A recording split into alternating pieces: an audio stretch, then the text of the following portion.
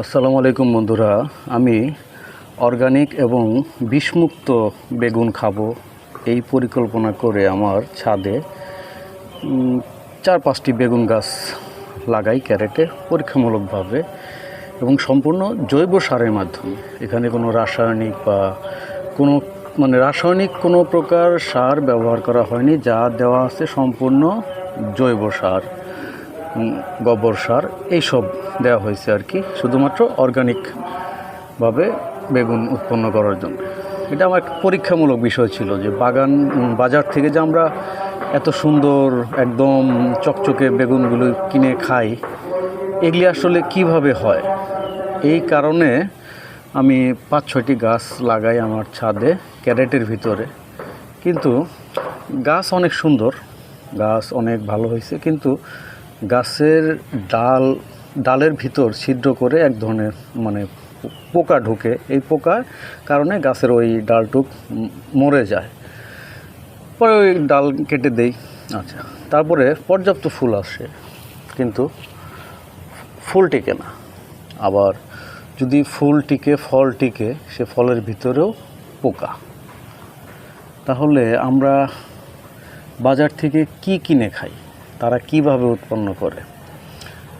কীটনাশক ছাড়া কি এগুলি হয়? আমি তো মনে করতেছি যে পর্যাপ্ত পরিমাণ কীটনাশক মারলে আমার গাছে বেগুনও টিকবে, হরমোন জাতীয় স্প্রে আছে, এগুলি করলে ফল টিকবে, বেগুন টিকবে। আমরা তো সম্ভবত এসব খাচ্ছি বাজার থেকে। দেখুন গাছগুলি, এই যে ফুল দেখতেছেন, এই ফুল থাকবে না। আচ্ছা, এই যে সতেজ ডালগুলো দেখতেছেন, এই ডালও থাকবে না। এই ছিদ্র করবে, এইসব জায়গায় ছিদ্র করে পোকা ঢুকবে। পোকা ঢোকার পরে ডালটা আস্তে আস্তে বাঁকা হয়ে যাবে। এই যে এই গাছগুলিও দেখেন একই অবস্থা। এই যে দেখতে পাচ্ছেন, এই যে এখানে বেগুন আসছে, কিন্তু এই বেগুনটি থাকার কথা না। এই দেখেন এই অবস্থা। আমি আরেকটি ক্যারেট দেখাই।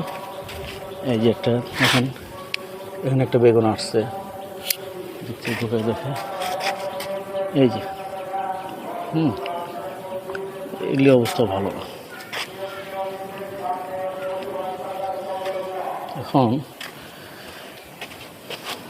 কীটনাশক দিয়েই আমাদের আসলে বেগুন বা যে কোনো সবজিতে যা বুঝতে পারলাম যে কীটনাশকের বিকল্প নেই। অর্গানিক বলতে কী বোঝায় আমি তো বুঝলাম না, কারণ আমি তো অর্গানিকভাবেই